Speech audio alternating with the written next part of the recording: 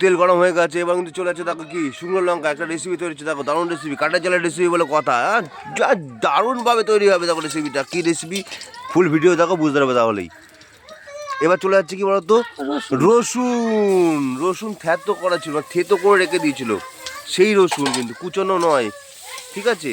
এটা ভালো করে কিন্তু ভেজে নিতে হচ্ছে, ব্যাপারটা বুঝতে হবে, কিন্তু ভালো করে না বুঝলে কিন্তু ভালো লাগবে না। রসুন শুকনো লঙ্কা কিন্তু ভাজা হয়ে গেছে চট জলদি। এবার দেখো চলে যাচ্ছে কি এই যে লাল শাক, লাল শাকের রেসিপি, দেশি লাল শাক, কিন্তু কাঠের জালে কিন্তু লাল শাক কিন্তু খুব ভালো লাগে বন্ধুরা।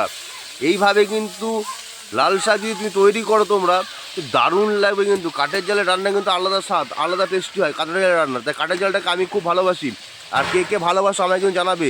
রেসিপিটা দেখো তৈরি হচ্ছে শর্ট টাইমে চটজলদি রেসিপি।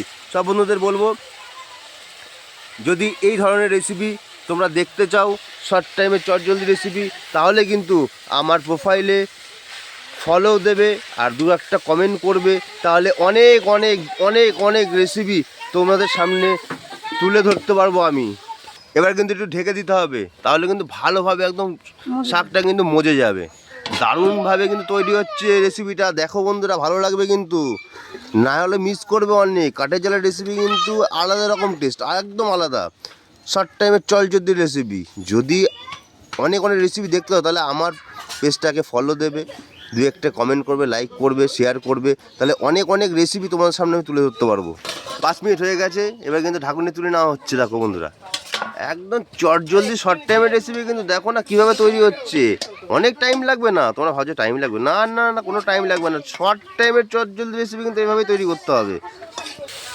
দেখো হয়ে গেছে কিন্তু চটজলদি শর্ট টাইমের কাঠের জালের একদম পুরো কী বলতো লাল শাক, একদম জমিয়ে কিন্তু খাওয়া দাওয়া হবে, ভালো লাগবে বেশ। আর আমি কিন্তু বাদাম দিলাম না, তোমরা যদি পারো একটু বাদাম দিয়ে দেবে, আরও টেস্টি হবে। বাদাম একটু গুঁড়ো করে দিয়ে দেবে, দারুণ টেস্টি হবে।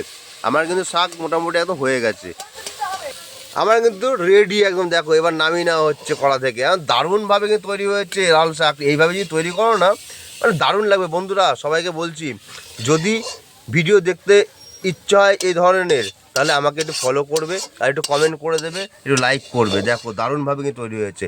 টাটা বন্ধুরা, ভালো থাকবে, সুস্থ থাকবে, এটাই কামনা করব সবাইকে। টাটা।